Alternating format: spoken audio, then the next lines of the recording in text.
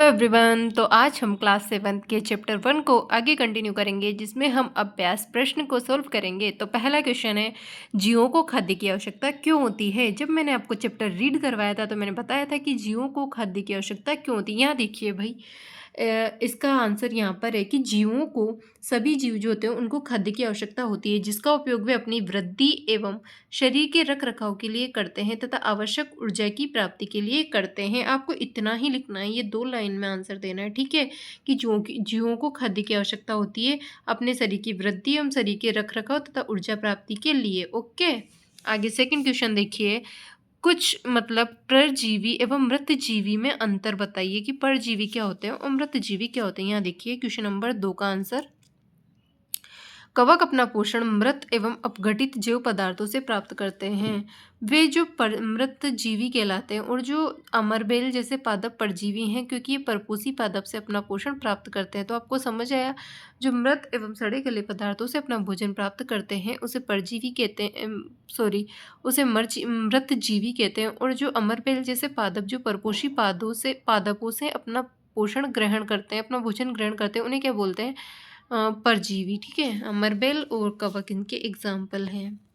And third question देखिए कि आप पत्ती में मंड या स्टार्च की उपस्थिति का परीक्षण कैसे करेंगे। तो यहाँ पर मैंने लिखा है कि मंड स्टार्च का परीक्षण, पत्तियों को आयोडीन विलयन की, पत्ती में आयोडीन विलयन की कुछ बूंदें डालकर हम मंड या स्टार्च की उपस्थिति का परीक्षण कर सकते हैं। जब पत्तियों में आयोडीन के तनु विलयन को डालते हैं, कुछ बूंदें डालते हैं, तो आयोडीन के मंड के संपर्क में आने पर उस स्थान का जो रंग होता है वो घेरा नीला काला हो जाता है।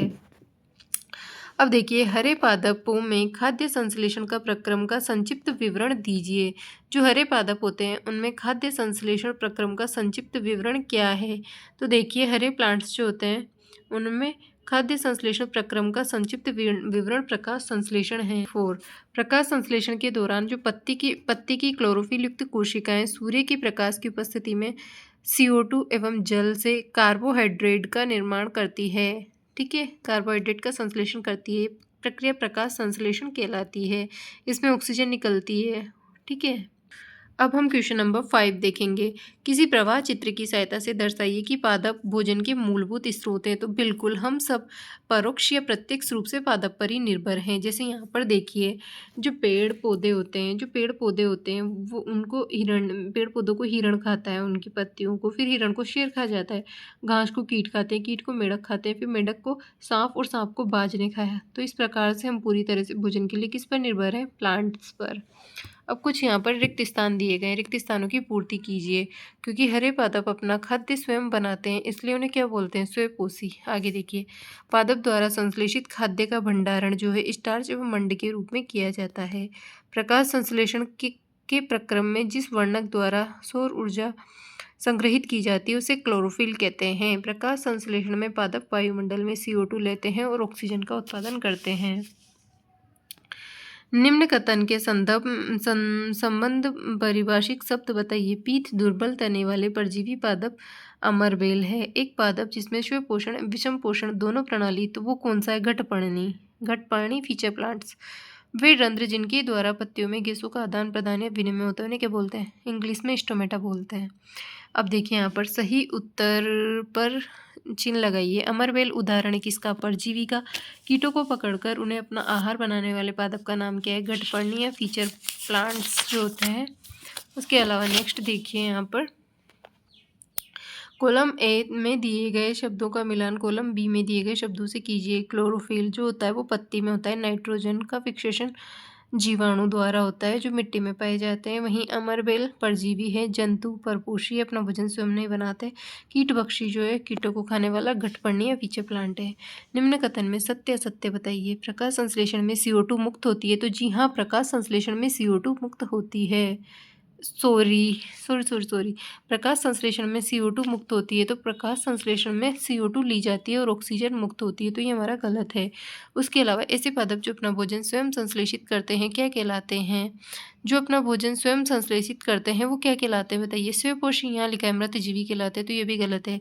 प्रकाश संश्लेषण का उत्पाद प्रोटीन है, तो बिल्कुल नहीं, प्रकाश संश्लेषण का उत्पाद ऑक्सीजन है। तो यहाँ पर लिखा है कि उत्पाद प्रोटीन नहीं है, तो ये सही है भाई। प्रकाश संश्लेषण में सौर ऊर्जा का रासायनिक ऊर्जा में रूपांतरण हो जाता है, बिल्कुल ये सही है। भोजन बनाते हैं वो सौर ऊर्जा को रासायनिक ऊर्जा में परिवर्तित करके, तो ये सही है। नेक्स्ट देखिए, पादप के किस भाग द्वारा प्रकाश संश्लेषण हेतु वायु से CO2 ली जाती है? तो वो रंध्रों के द्वारा। सेम क्वेश्चन है, अगर रंध्र ऑप्शन में ना हो तो वायुमंडल से मुख्यतः किस भाग द्वारा पादप CO2 प्राप्त करते हैं? तो पत्तियों के द्वारा। ये आपके सारे MCQ जो थे, अभ्यास प्रश्न थे क्लास 7th की NCERT के, वो सॉल्व हुए। मैं इतना डीप में इसलिए नहीं बताती हूँ यहाँ पर, क्योंकि आपको 2-2 लाइन में आंसर देने होते हैं। और मैं तो इसलिए नहीं बताती हूँ कि भाई मैंने चैप्टर अच्छे से रीड करवाया है आपको। अगर आपने चैप्टर पढ़ा होगा, अच्छे से ध्यान दे के पढ़ा होगा, तो आपको क्वेश्चंस को आप खुद से भी बना पाओगे। इन क्वेश्चंस को, सारे क्वेश्चंस के आंसर जवाब आप खुद दे पाओगे। तो आप बुक्स को दोबारा से चैप्टर को रीड कीजिए। मैंने जो यहाँ पर क्वेश्चंस बताए उनको अच्छे से 3-4 लाइन में लिखने का प्रयास कीजिए। तो आप ऐसे लिखोगे, आपको पूरे नंबर मिलेंगे। और जब तक के लिए इतना ही। आगे के लिए आप, अब कल से हम सेकंड चैप्टर पढ़ेंगे। पादपों में पोषण पढ़ा, आगे हम प्राणियों में पोषण पढ़ेंगे। कल हम इसका सेकंड चैप्टर शुरू करेंगे। जब तक के लिए इतना ही। पढ़ते रहिए, मुस्कुराते रहिए। जय हिंद, जय भारत।